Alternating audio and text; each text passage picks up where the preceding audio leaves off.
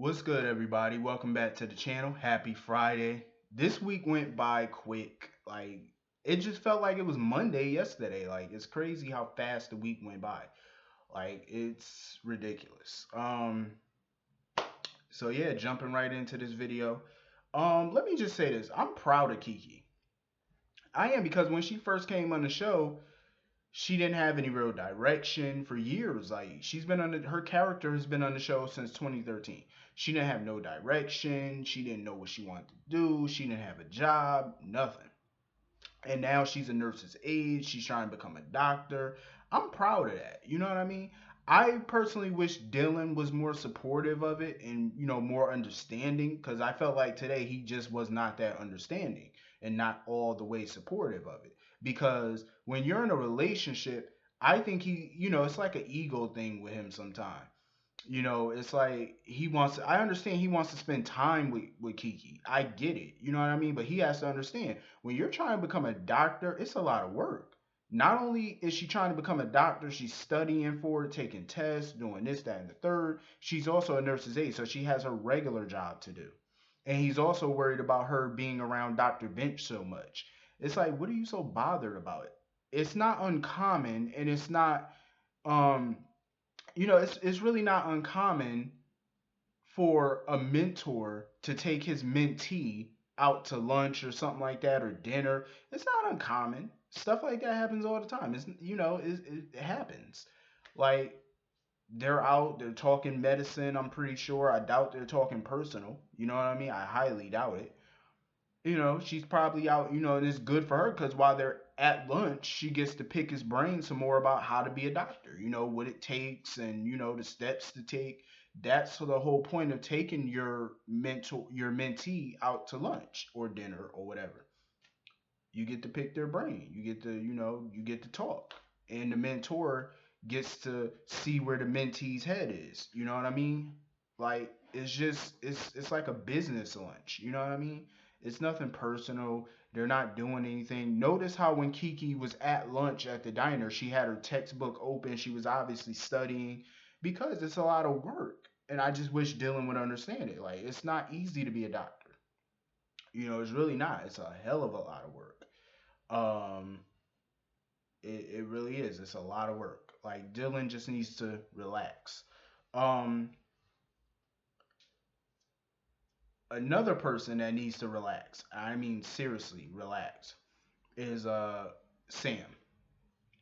Sam would not leave. Like she would not leave Jason's side at all. And Alexis had to like tell her, you have a doctor's appointment. It's important. You need to take care of yourself. Even Jason was trying to tell her, like, go handle your business. I'm good. He's walking, he's talking, he's up, he's alert. You got a team of doctors around. If anything goes wrong, I'm sure they would call you. Like, relax. He's good. He's going to make a full recovery. You don't need to be by his side 24 hours of the day, 24/7. And when her and Alexis went back to the hospital and stuff like that, I loved how condescending Alexis was. How she was saying, "Oh, we'll get somebody to babysit Jason 24/7," like Christina or Molly. I like that because it's like, seriously, Sam, get a grip. I understand, like she's scared. I get it. Her husband was shot. He was in a coma for weeks. She didn't know if he would ever wake up. Now he's awake. She doesn't want to go nowhere. I get that. Trust me, I'm not trying to sound insensitive or anything of that nature. It's just even before he was shot, she was always around him. 24, like she would not stay away from his side. Like she was always by his side. And if she's not around him, she's always talking about him. It's like, Sam, get a grip and get a life of your own for crying out loud. Please. I like Sam. Generally, I like her. But I don't like this side of her, the clingy side. It's like Jason, I'm pretty sure, doesn't like, well, the old Jason. He didn't really like clingy women, clingy people. You know what I mean? Like, you don't need to be up his behind 24/7. Relax. Let him do him and you go do you. Me personally, for me, I love a relationship like that where in the morning, the afternoon, I can go do me. I don't need to be around my girl all day. And When nighttime come, we come together, we go eat, we watch a movie. That's when we should be spending that time together. You know what I mean? Like during the day, the morning, we don't need to be around each other all day. You know what I mean? Because I'm the type of person, I don't like to be around people all day, every day. I don't. I like my personal space. You know what I mean? And Jason always strike me as the type of person that was like that too.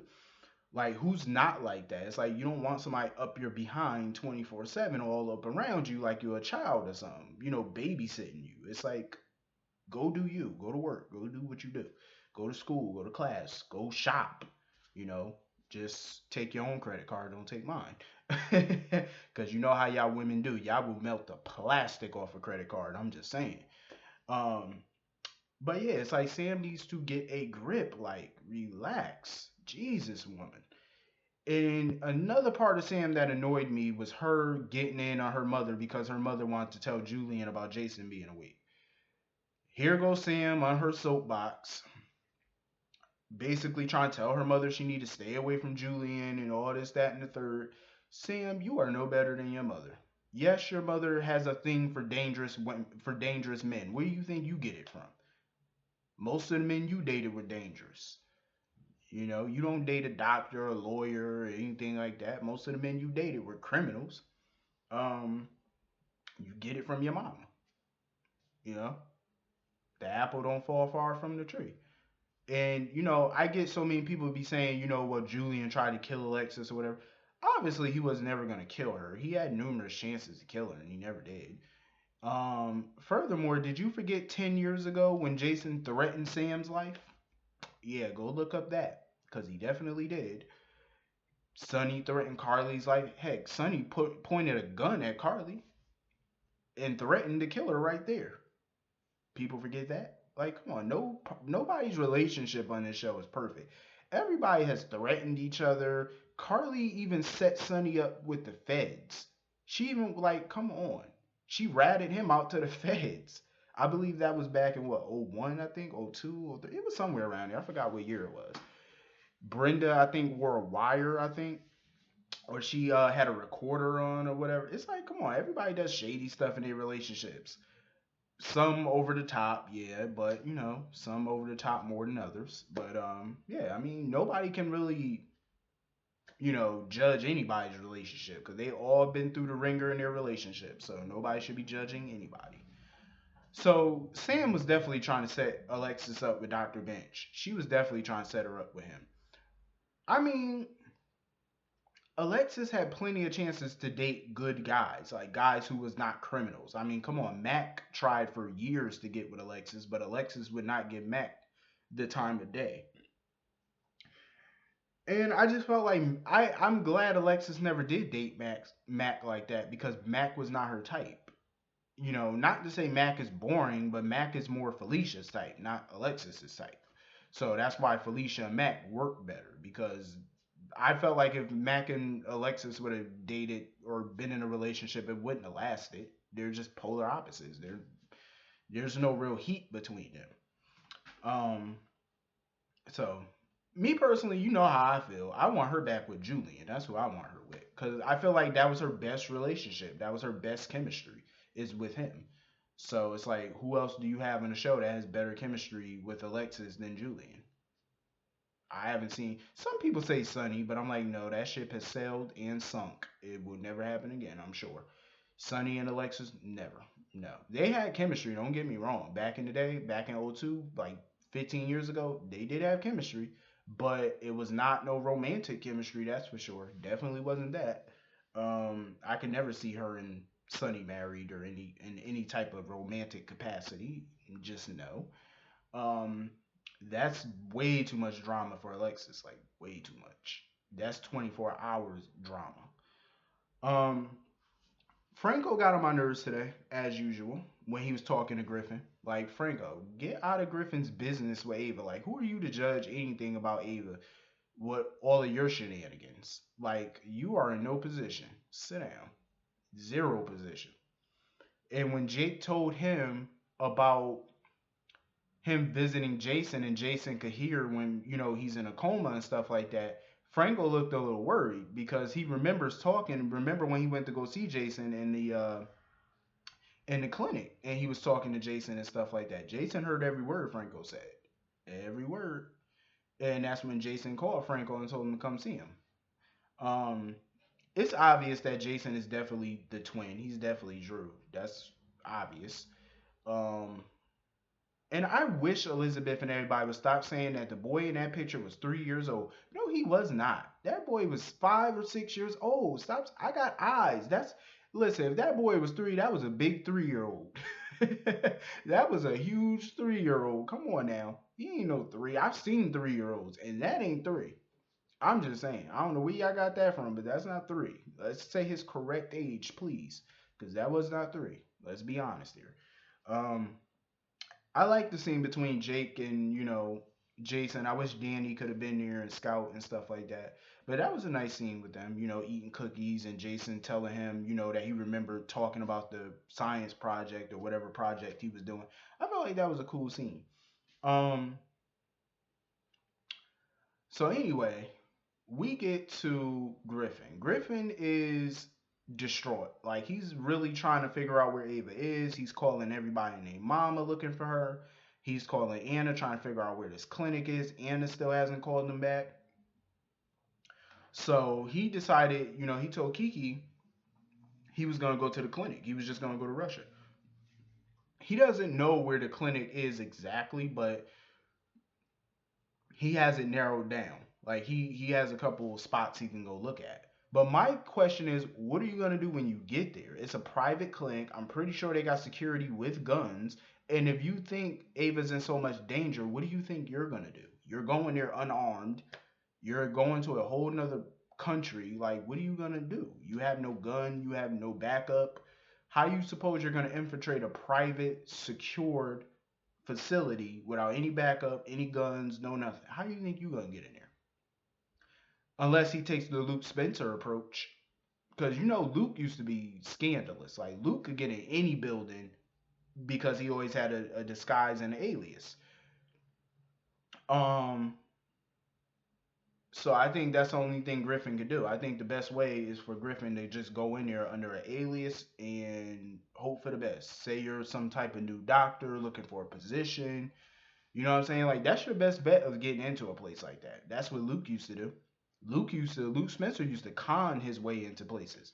I remember back in 2010 when Lucky was in jail in Ireland. Remember when Lucky was in jail? I think it was in Ireland. And Luke pretended to be a priest, and that's how he got in there. That was some funny stuff right there. When Luke pretended to be a priest. Oh my God, I remember that storyline like it was yesterday.